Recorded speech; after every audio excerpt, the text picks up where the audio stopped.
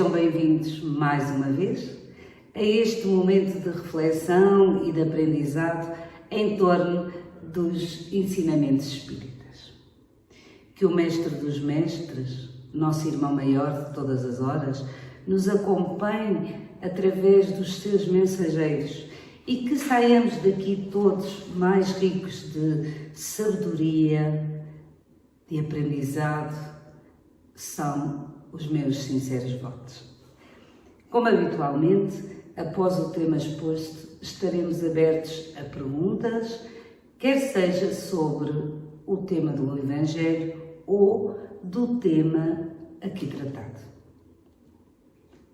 Sendo o Espiritismo um conjunto de princípios e leis reveladas por espíritos e superiores ao codificador francês Allan Kardec, que compilou todo o material em 5 obras conhecidas como a codificação e que são o Livro dos Espíritos, o Livro dos Médiuns, o Evangelho segundo o Espiritismo, o Céu e o Inferno e a Gênese.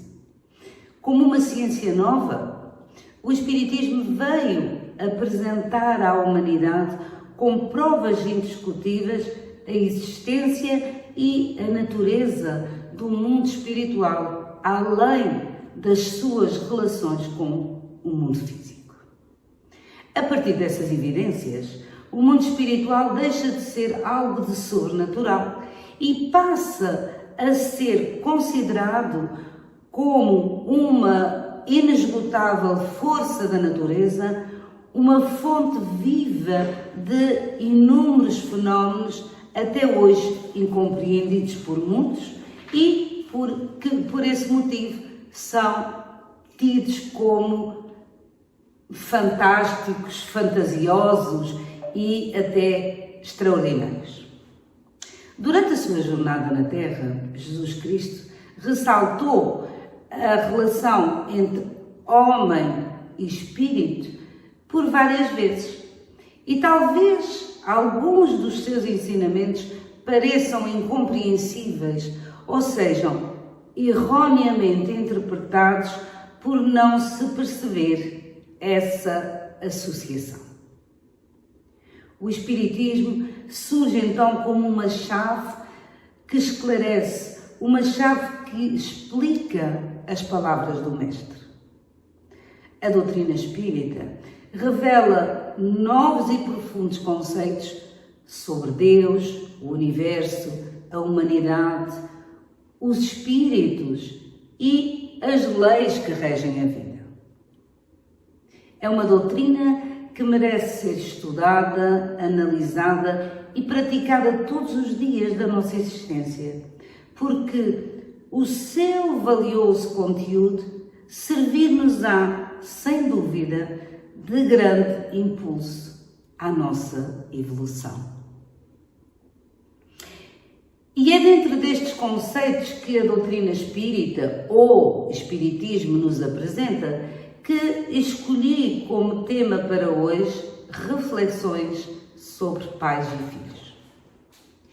E como as relações pais e filhos são exercícios de amor e de crescimento, família, paternidade, maternidade, crianças, ou seja, dos filhos que o seu renascimento até à idade adulta são assuntos que irei tentar abordar aqui da melhor forma.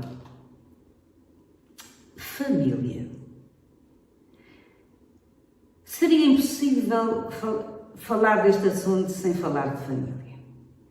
A palavra família reaviva em nós as sensações de segurança, de aconchego, assim como a importância do grupo familiar como uma estrutura capaz de nos sustentar nas lutas da vida. O momento atual é um momento conturbado pela inversão de valores no campo moral. E por esse motivo, estamos numa altura que requer muita atenção à preservação da harmonia familiar. Porquê?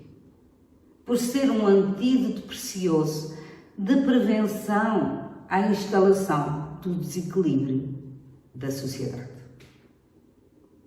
Na visão espírita, o lar terreno representa a oportunidade de aprendizado e a prática das leis divinas, facilitando o encontro de espíritos amigos, espíritos esses de outras existências, assim como também o devido reajuste com os desafetos das existências passadas.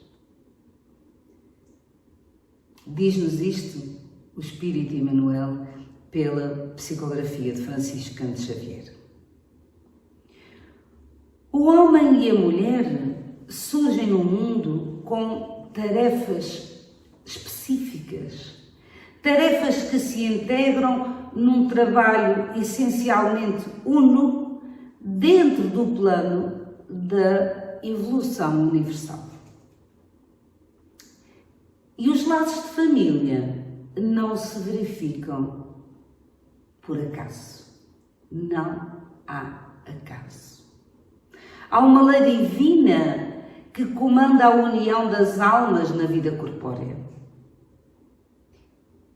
E antes de acolhermos nos nossos braços com ternura aquele ser pequenino pelas vias da maternidade, idealizamos para ele sempre o melhor. É ou não é? O corpo mais perfeito desejamos para o nosso filho, a saúde orgânica integral, a inteligência lúcida, a boniteza, enfim, que seja, como se diz em linguagem popular, e é um termo muito utilizado aqui na nossa Ilha Terceira, que seja são e escorrente. Mas não devemos esquecer que essa escolha, na realidade, já foi feita por nós. E foi feita por nós há muito tempo lá atrás. Na maioria das vezes, antes de reencarnarmos. E nessa altura, sem quaisquer ilusões ou quaisquer sonhos. Ora, assim sendo, não nos devemos alarmar com o que os filhos nos possam trazer de trabalhos, dificuldades e problemas desde a tenridade.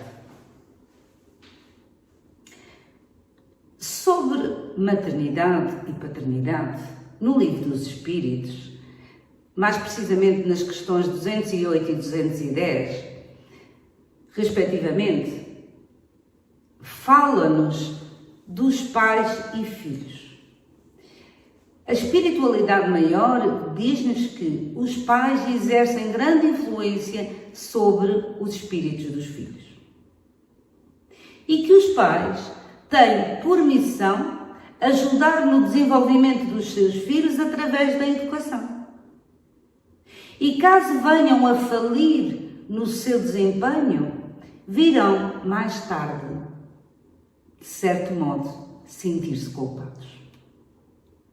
Quantas vezes já não nos questionamos sobre a educação dos nossos filhos? E não raro até perguntamos, mas onde é que eu falhei? Onde é que eu errei? Quando isto nos acontece, meus amigos, é a nossa consciência, a nossa sensação de que, de facto, não fomos suficientemente sábios no nosso dever de pais e de mães. Então, vale reforçar aqui a afirmação dos amigos espirituais que nos dizem que é dever dos pais melhorar o espírito dos filhos. Os nossos filhos são espíritos. E são espíritos que na realidade não são nossos. Os nossos filhos são filhos de Deus que temporariamente se encontram aos nossos cuidados. E junto aos filhos simpáticos, pacíficos, aos filhos obedientes, surgem também outros que, por apresentarem um forte temperamento de rebeldia e desobediência desde o berço, já começam a provocar em nós preocupações, irritações, tensões emocionais, aborrecimentos, angústias e até canseiras físicas e psíquicas. São estes os filhos problema. São estes os filhos que a lei da reencarnação trouxe ao nosso convívio familiar para que lhes seja dada a oportunidade de renovação dos seus destinos.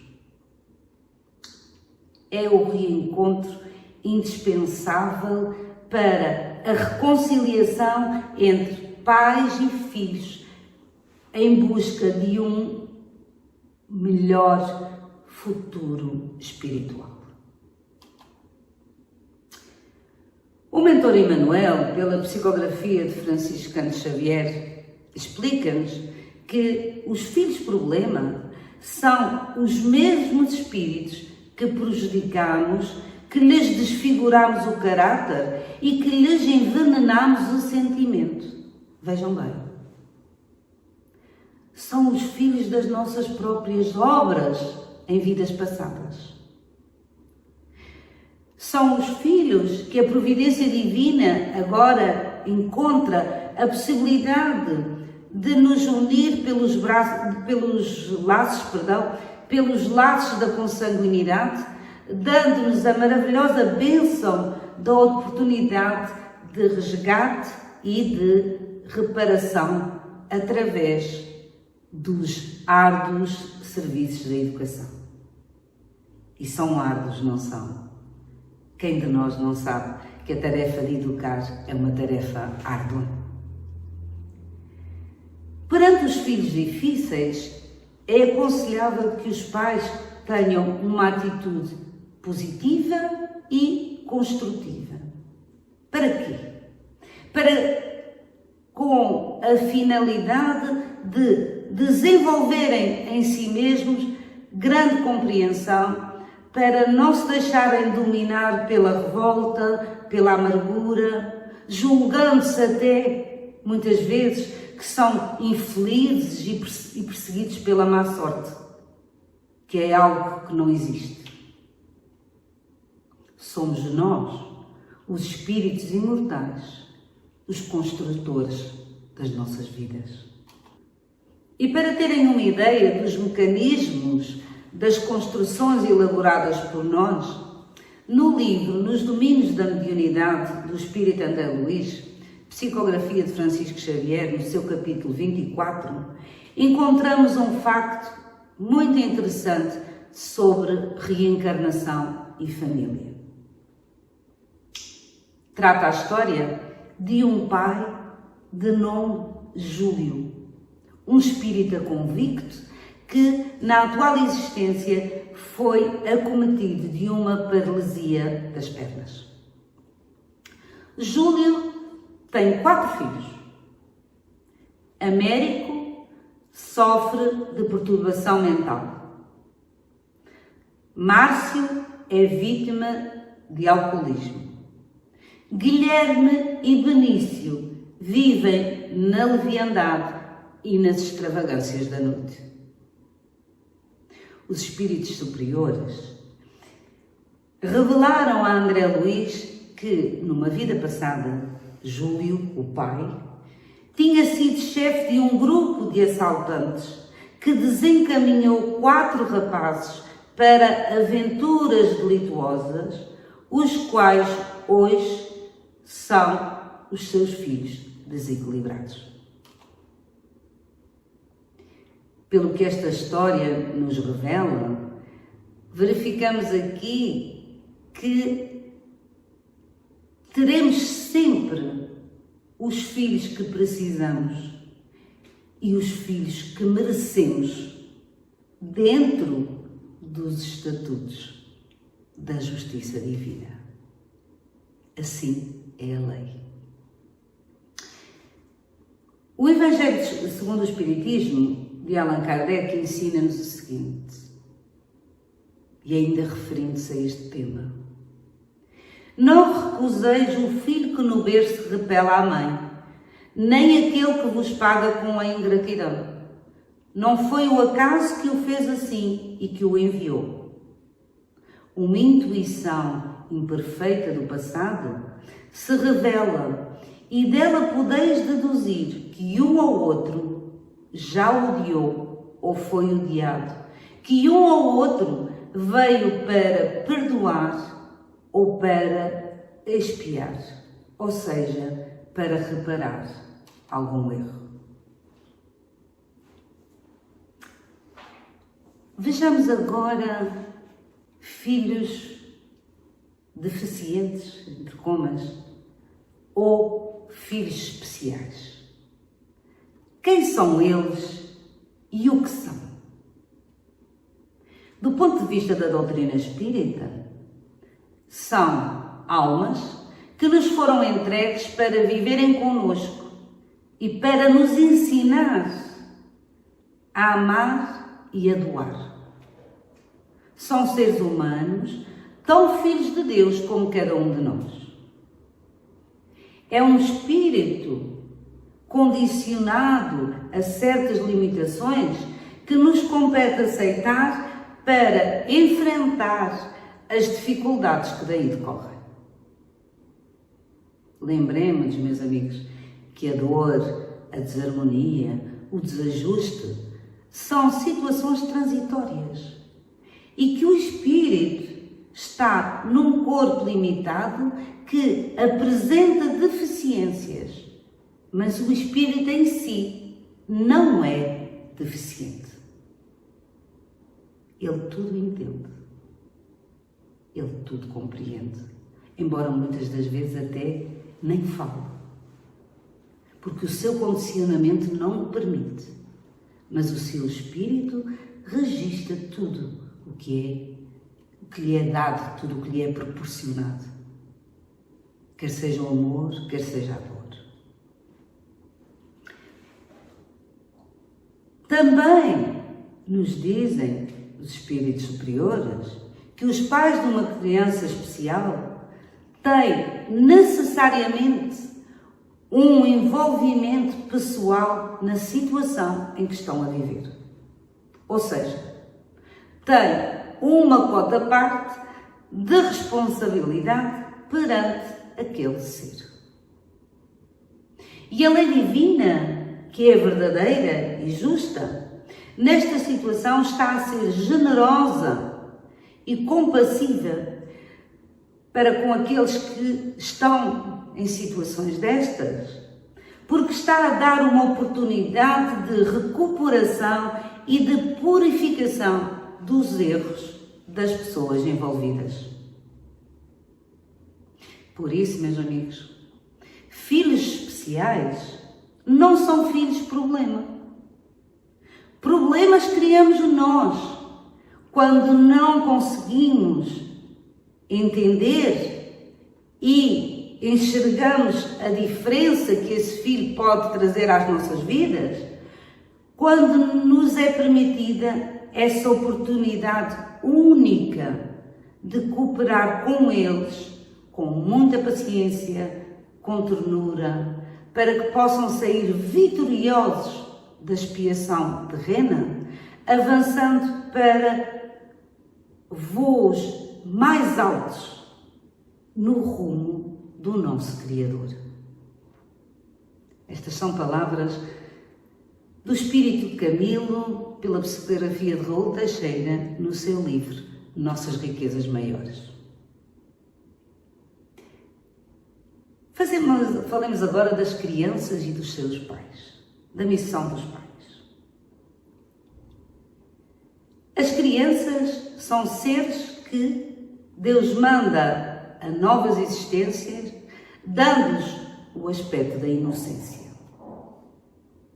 Conforme nos explica a espiritualidade, no Livro dos Espíritos, nas respostas às perguntas 383 e 385, durante a infância, o espírito é mais acessível às impressões que recebe e que podem ajudar no seu adiantamento para o que devem contribuir os incumbidos da sua educação, ou seja, os pais ou os educadores que estão destinados a essas crianças.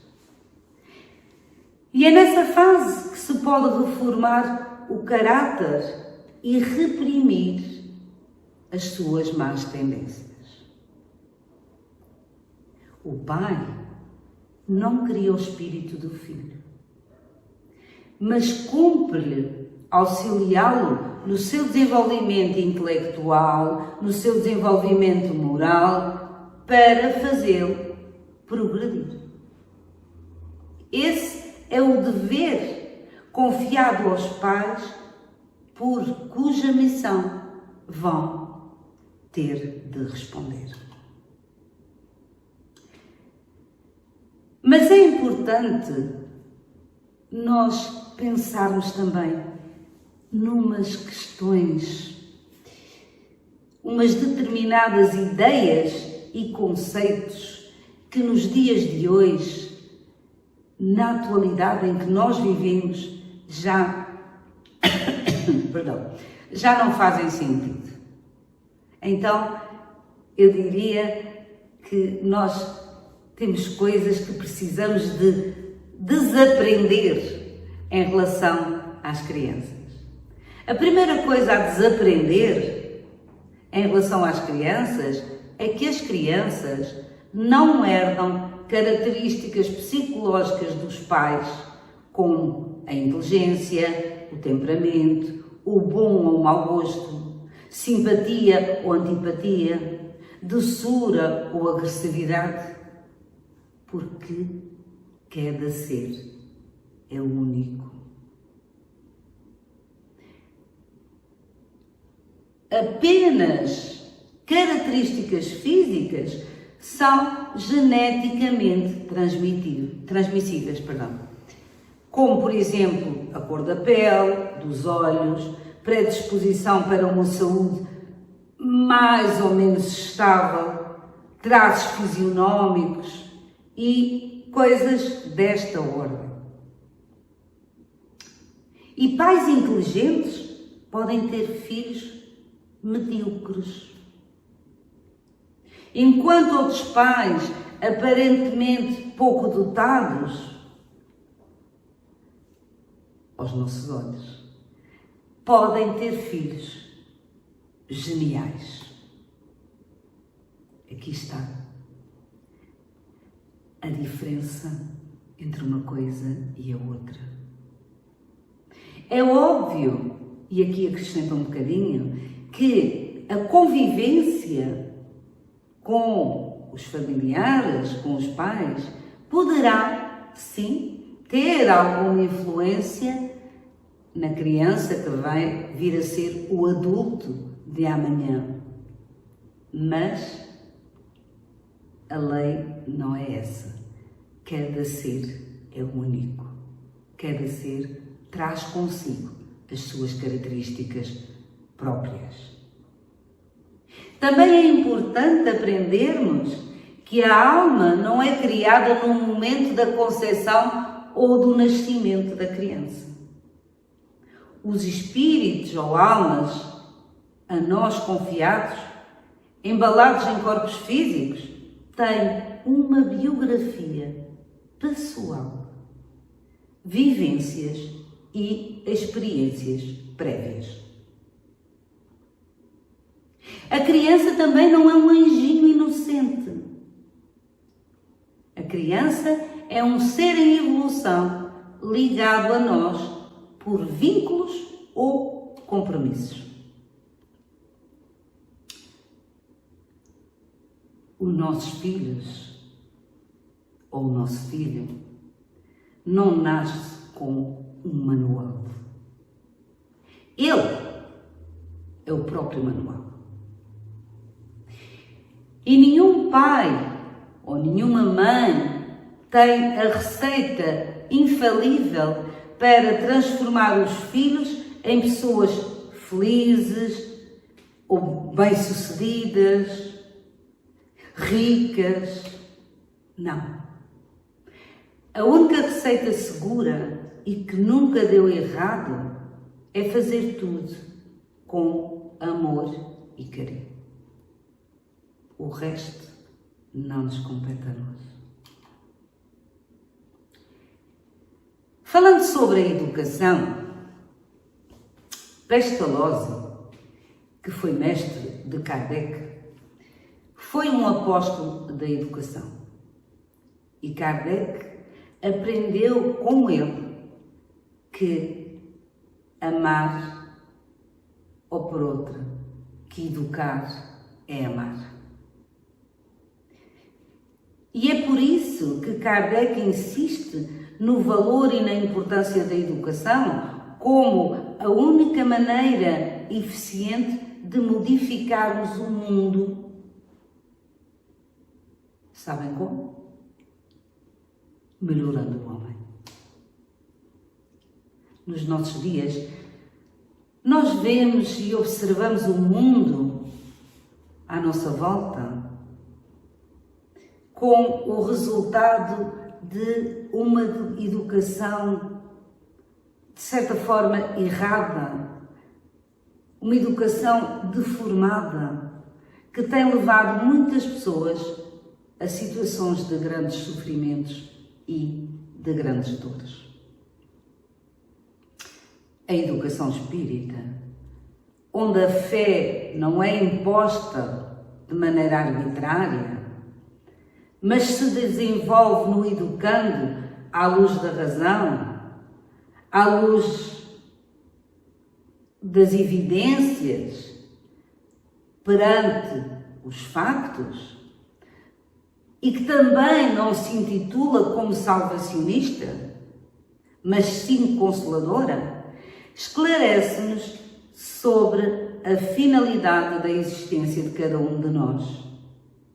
Qual a nossa finalidade aqui na Terra, de onde vimos e para onde vamos após a morte física. A educação, meus amigos, é a arte de formar homens, isto é, a arte de neles fazer surgir os vermes das virtudes e reprimir os do ódio. Assim nos diz o mestre de Lyon. Reparem bem, no seu plano proposto para a melhoria da educação pública, já em 1828, nos disse, como eu estava a dizer, o mestre de Lyon, Hippolyte Léon Denisard Rivail.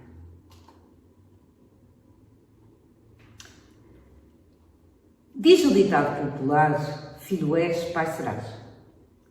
E dentro deste preceito, quer sejamos pais, mães, educadores, etc., faz-se necessário estarmos a par de alguns pontos que, de certa forma, são ou poderão tornar-se perigosos para os pais.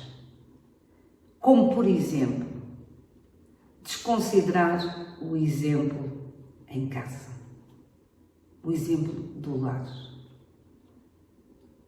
Ignorar que os filhos que encarnam através dos pais, sem os pais serem os seus donos. Transformar a criança num bibelô, não lhe impondo quaisquer limites. Desconhecer que os filhos são espíritos diferentes, com heranças morais que guardam desde as outras vidas. Não lhes pedir trabalho e cooperação na medida das suas possibilidades. E também conceder-lhes mesadas e facilidades sem o espírito de responsabilidade e de justiça. São pequenas coisas que se podem transformar em grandes problemas. São pequenas coisas que podem ajudar aquele ser que nós não sabemos quem são, ou que não sabemos quem é, aquele nosso filho, aquela nossa filha, e que precisa de orientação. Um outro aspecto também que é muito importante é ter em conta repreender por simples capricho ou deixar de corrigir quando é necessário. Precisamos de ser coerentes. Quem ama, educa.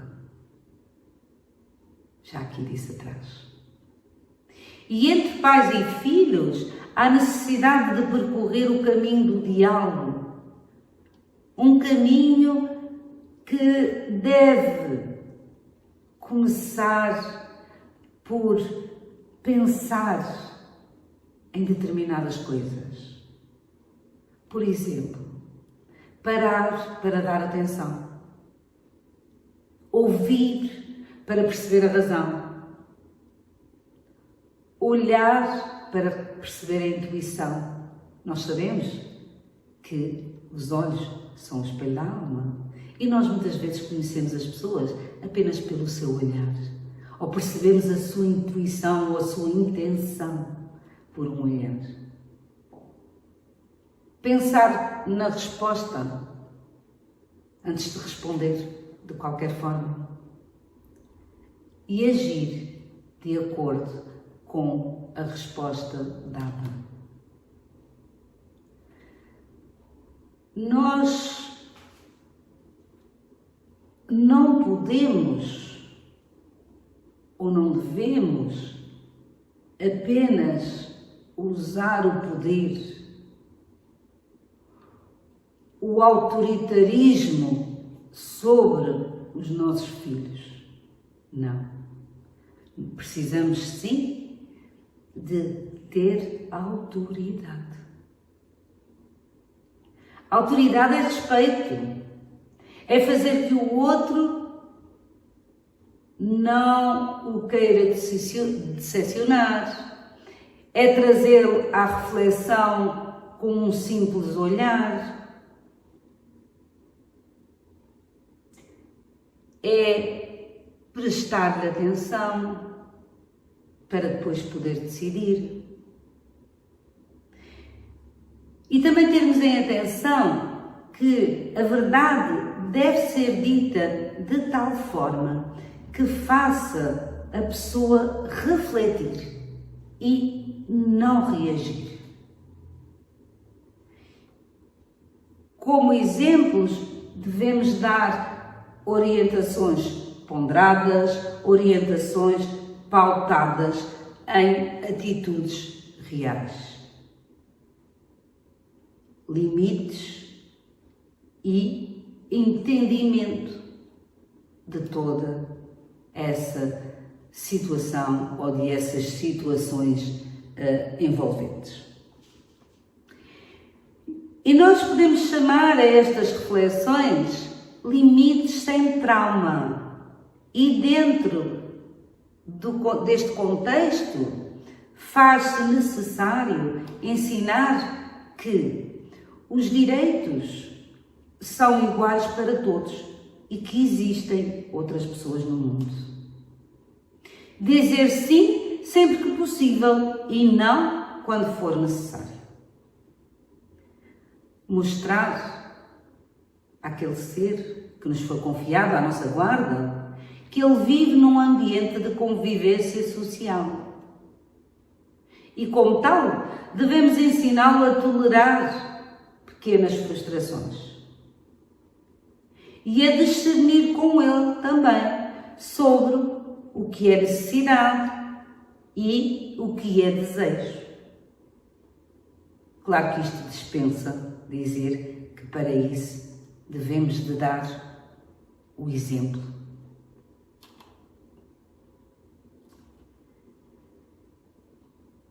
Falando agora às grávidas.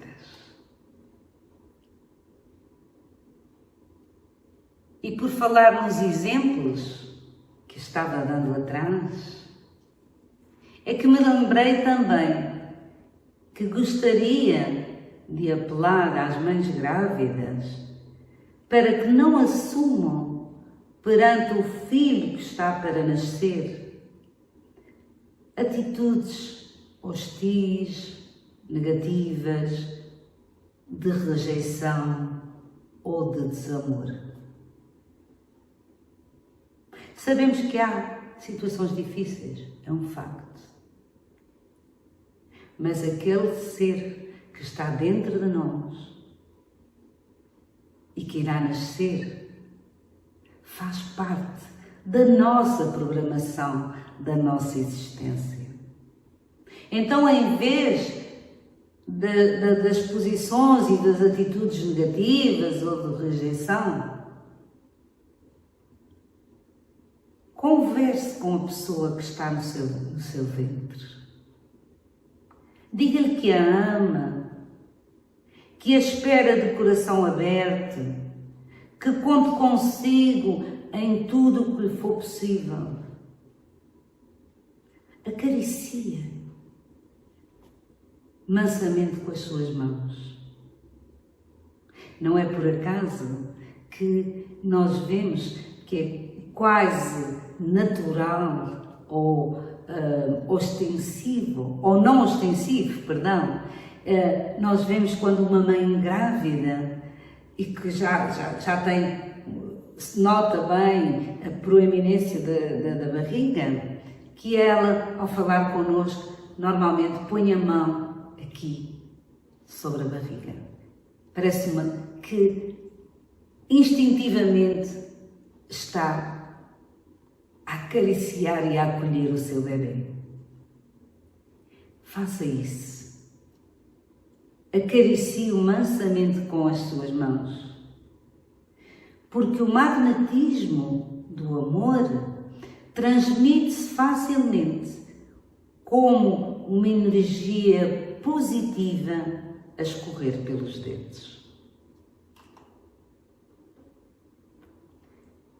Em síntese, meus amigos, e já quase perto de terminar, podemos então afirmar que a família é um laboratório moral para as experiências da evolução que caldeia os sentimentos e trabalha as emoções, proporcionando a todos os envolvidos a oportunidade de equilíbrio, desde que o amor seja aceite como o grande equacionador dos desafios e das dificuldades, conforme nos relata a Joana de Ângeles, pela pena de Divaldo Franco, no livro Adolescência e Vida.